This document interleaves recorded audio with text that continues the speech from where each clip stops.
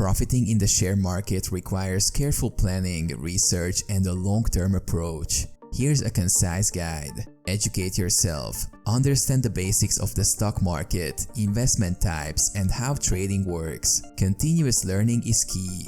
Research. Thoroughly research companies before investing. Analyze financial reports, management quality, industry trends, and growth prospects. Diversification. Spread your investments across different sectors and industries to reduce risk. Long-term focus. Consider a long-term investment strategy. Avoid chasing short-term fluctuations. Value investing. Look for undervalued companies with strong fundamentals that have the potential to grow over time. Dividend stocks. Invest in companies that pay dividends. Regular dividend income can contribute to your profits. Technical analysis. Study price charts and trends to make informed trading decisions, though fundamentals remain crucial. Risk management. Set stop-loss levels to limit potential losses. Never invest more than you can afford to lose. Patience. Be patient and avoid emotional decisions. Successful investing requires discipline. Stay updated. Keep abreast of market news, economic indicators, and company updates. Professional advice. Consider seeking advice from financial advisors or experts, especially if you're new to investing.